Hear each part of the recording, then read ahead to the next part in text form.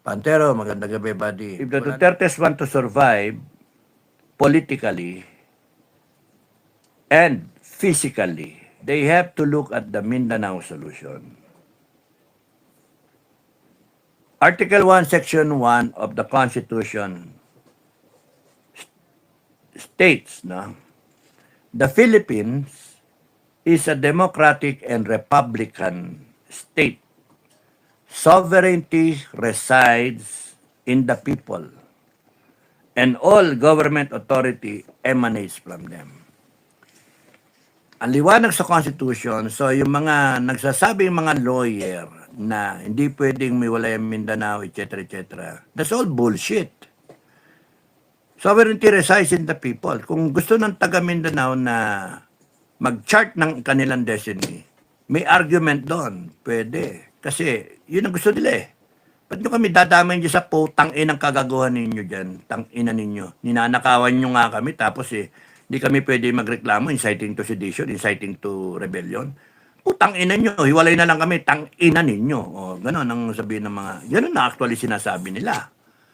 O di, bakit nyo kami dadamay sa utang nyo? Tarantado. Pati PhilHealth putang ina ninyo. Pati PCSO, pati ginto. Tang ina nyo. Marami kaming ginto. Gagawa kami sarili. Ganon. Ganon yung ano. Kaya nga, if the people of Mindanao decide one day to chart their own destiny, is yung Mindanao solution para walang bloodshed. It can be. Because doon na lang mag-sworn in ang Inday Sara na gusto nyo maging presidente, ayaw ng Luzon eh. O di may iwan na Luzon, ganun kasimple, hatiin na lang Pilipinas. Total, divided naman tayo eh, mga tao. Divided na tayo eh. Dahil sa mga tarantado mga gawain ng admin ngayon. Ninanakawan ka na nga, babalik ta rin ka pa. Anong klase yan? So, a matter of survival for the Mindanaoans. A matter of survival for the Dutertes. Diba? Fuse together that objective, that line of thinking. Dito sa Pilipinas, sa buo, fuse together, taong bayan sana. Senate. Lead the people. Be that bastion of democracy. Kung ayaw ninyong tumayo, kung hindi kayo tatayo, at hayaan nyo lang yan, ubusin kayo dyan, mantalang yung mga tao nandyan, nagrarally, maraming salamat sa mga nagrarally, tumatayo sila, tapos hindi nila makita sino yung leader na tatayo. The Senate is probably a good example na maiwasan yung bloodshed. So the moment na maglabasan ng taong bayan na armado na talaga, putang ina, wala nang pigil yan, armado. Wala nang pigil yan. Patay kung patay. Makakakita kayo ng mga bangkay sa kalsada. Kasi yung mga mangyayari yung ganon. Makakakita kayo sinusunog na kotse, mga putang ina mga, ganon ba? Sa takot, sa galit galit. Trilyon yung pinag-uusapan dito. Abuso talagang putang ng mga mga suitcase gang Abuso.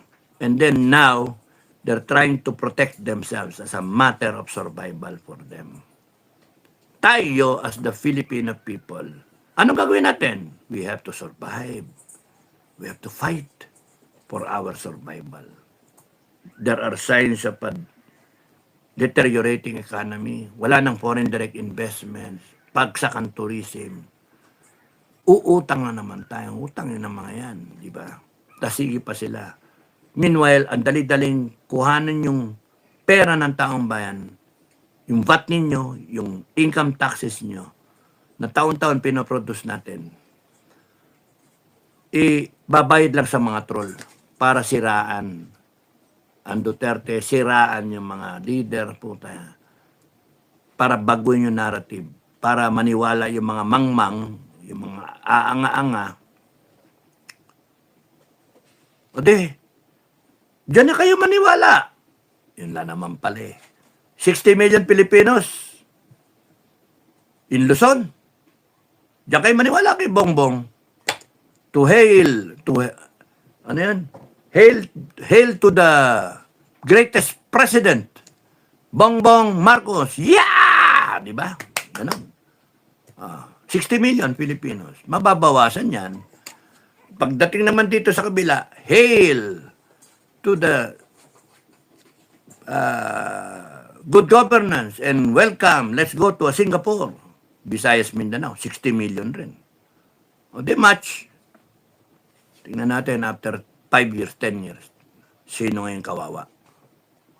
Ngayon, kung gusto sumali ng Luzon, pwede naman mabuo ulit eh. You come to terms sa diskarte ng Mindanao. Pwede ganon na mag-anuhan ba, magbalikan. Pero ang layo na nilayo ng Mindanao. Kaya kayong mga taga-Luzon, yan ang ano dyan. Lessons learned. Wala kayong paki eh. Bakit kinakailangan madamay, maimpeksyon, buong katawan, kung ang may infection lang ay yung ulo? Utak, no? Bangag eh. Bakit kinakailangan damay buong katawan? Mamamatay buong katawan. Bagsak ang ano. Kaya nga, kung hanggat mare, mahiwalay mo. Mahiwalay mo. Yun yung rational ng Mindanao Solution. Ngayon, kung pipigilan niya na administration, bakit? Eh kasi laki ng pakinaban ng Mindanao eh. Pero nakalagay sa Constitution.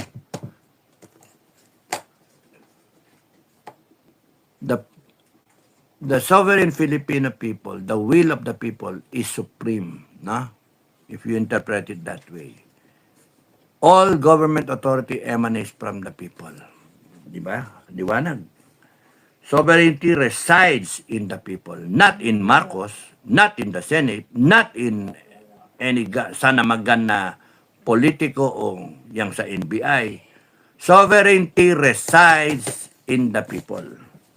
Ang liwanag ng konstitusyon natin. And all government authority emanates from them. Yan yung pinagagawa ng NBI na yan, ng police na yan, yung lahat kayo, senator, congressman, lahat kayo, yung power ninyo, Marcos, lahat galing sa taong bayan. Kaya huwag kayong maangas. Dapat solbayin niyo yung problema ng Pilipinas. Hindi yung putragis kayo, ninakawan nyo na kami, kayo pa yung gago. Eh, pa manluloko, bubudulin nyo pa kami. Ngayon gusto nyo pa, prolong yourselves in power. Kaya ang dumi ng balak ninyo. Kaya Senado, huwag kayong magpapakagago. Huwag kayong magpapaka-anga-anga naman. Isipin ninyo, ano yung plano nitong mga tukmoy na to, ng mga buhaya, inaisahan kayo. Kaya, 11-11 ngayon. O, patay ka. Baka susunod na mga araw, 11 Gs na lang. Bakit? Baka mabawasan pa eh. Confident na confident ang tulpo. Bakit? Alam na nila yung plano eh. Alam nila yung game plan eh. Yung walkout na yan, planado. Walkout sila. Kaya nga, tapos ngayon sila yung nangahamon. Kung matapang kayo, maten kayo.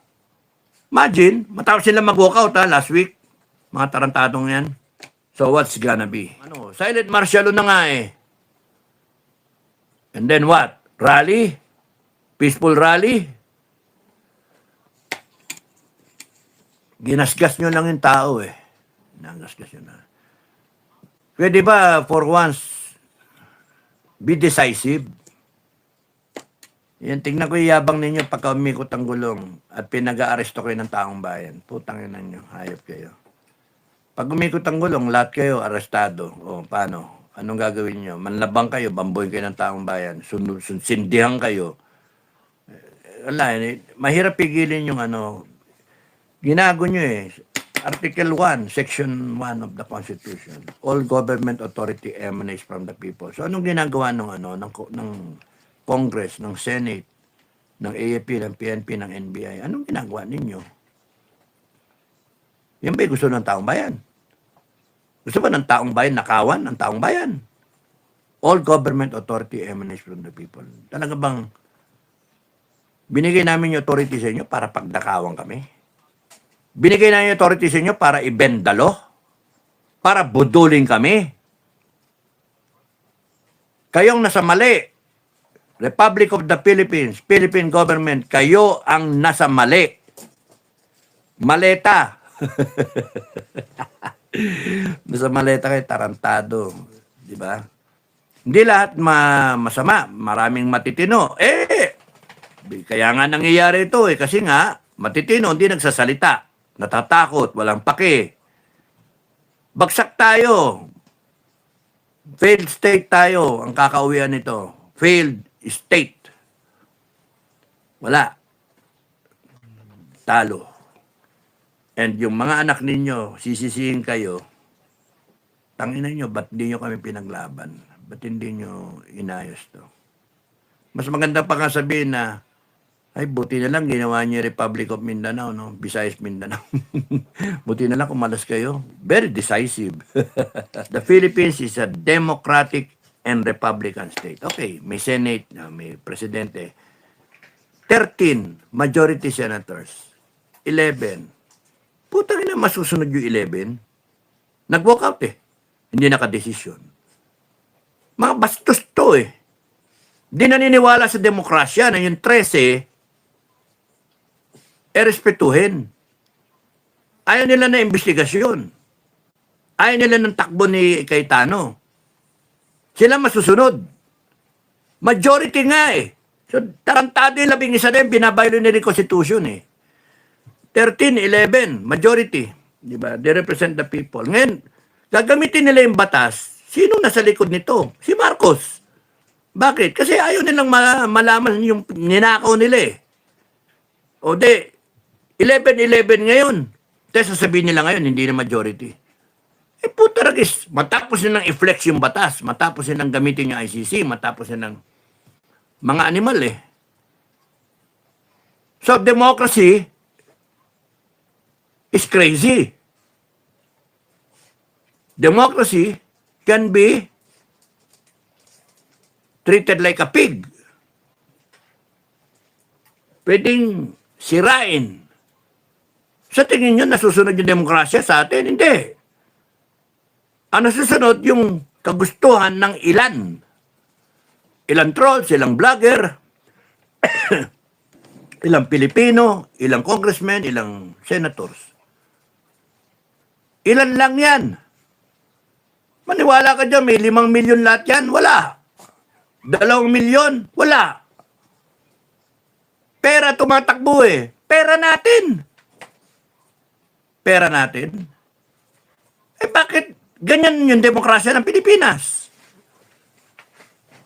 Lubog sa utang, walang direksyon. Puta nagis yan. Akala ko pa demokrasya tayo, majority wins. O nasa na? Kaya nga, you better think of it, mga Pilipino. Paano nangyayari yung demokrasya tayo nasusunod yung ilan-ilan lang? Yung 11 nga isa demonstration Nag-walkout Ano nagawa ng 13? Wala. There's so much decency in the air. There's so much protocol bound. There's so much legality. And what are we doing? We're allowing all these things to happen where the minority is dictating to the majority where will be the direction of this country. Putang ina. Majority wins nga O sige nga. Lahat ng pro-Inday doon sa Mindanao.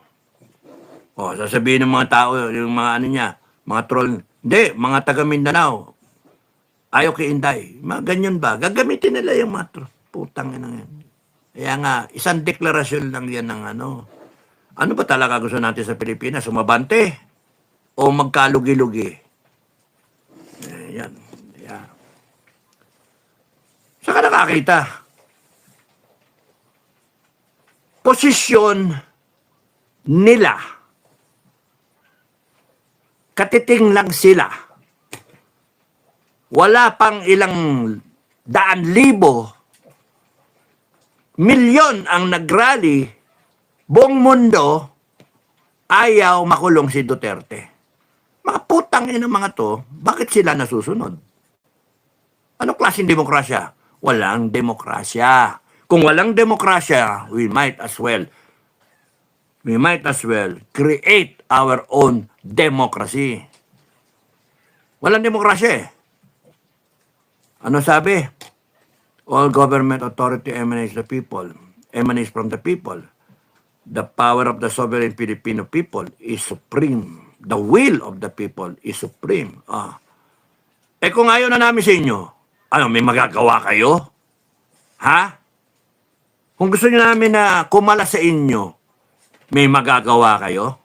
Kung gusto namin na tumayo sa sarili namin, mga putragis kayo, binabaw nyo kami sa utang, ginagago nyo kayo dahil problema ng Pilipinas. Ayaw na namin sa inyo, mga inan nyo. Meron ba kayong gagawin? Tatakutin nyo kami? Gago kayo, minority lang kayo. Tang-inan nyo. Masyado tayong madrama. Pilipino. Masyado kayo emosyonal. Iyak na kami. Nakikita ko sa mga sarali. Iyak-iyak. Pero hindi naman kayo handang tayuan ng Pilipinas. Daming rason. So, we deserve this country. Ngayon, kung gusto ninyong ma-cancer buong katawan, mamatay buong katawan, so be it. But I want to remind you, at least in this vlog, that is not the will of the majority. Nasaan yung will of the majority? It's silent. Duwag. Takot. Walang pakialam. That's why, when the people are unaware of their power, the people are unaware of what is happening, a small segment of society is able to do their thing. Kaya yan, kita nyo, trilyon ninakaw. Paano nangyari yun? Nasaan na yung will of the people? Wala. Is the will of the ombudsman, the will of the SILG, the will of the wife, the will of Congress. Pero yung will of the people, we want, simple, nasa preamble, di ba? We, the sovereign Filipino people, imploring the aid of Almighty God in order to build a just and humane society. Humane. Do you think yung ginagawa kay Bato, humane? Yung ginawa kay Duterte, humane, 80-year-old, sinubo mo sa putang ICC na wala naman jurisdiction. And yet, ginajustify nila. Putang ng mga to. And to establish a government that shall embody our ideals and aspirations. Aspiration ba natin yung nakawan tayo na nakawan? Nabudulin tayo ng gusto? Natakutin tayo? Hindi, di ba? Bakit? Sila yung nasusunod. Aspirations ba natin, yung Supreme Court natin, naabot ng gagamba na. Ginagagamba na eh. Hindi pa makadesisyon eh. So, gusto natin speedy trial, di ba? Gusto natin yung fair, just, and humane society. Justice delayed, an indictum, is justice denied. Sa tingin nyo, is there justice delayed? Supreme Court, 1 year na yung 2025 budget question, if it is constitutional or not. 1 year na yung kay Duterte na kinulong dun sa ICC. Justice delayed is justice denied.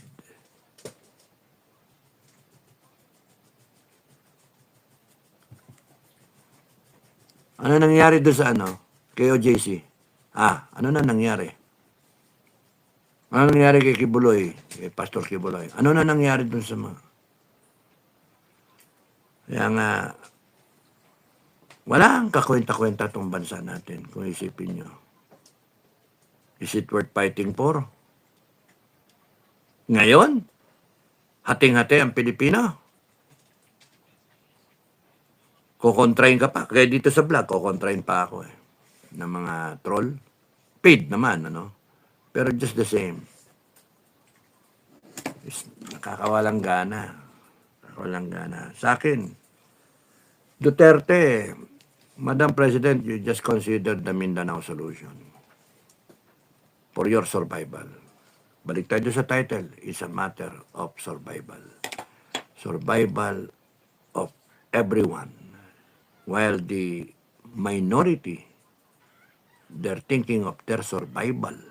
Prolong themselves in power. Survival na hindi sila maungkat dyan sa mga maleta na yan. Yung magdanakaw nila. Survival from the wrath of the Filipino people. Huhusgahan sila. Huhuli sila ng taong bayan. Ayaw nila yun. Kaya nga, they will do everything to the point na using the military and the PNP and NBI to stop all opposition or anyone na mag-iingay. Hindi malayong ako kasuhan Pero sinabi ko na yung posisyon ko. Pagka kinasuhan nyo ako, patay kong patay ako. Tingnan magkaalaman tayo. Ako ay makapatay ako ng 1, 2, 3, 5, 10. Okay lang sa akin. Dati ko nang ginagawa yun Pero kasi may prinsipyo yung pinaglalaban. May prinsipyo. Mali naman talaga ginawa nyo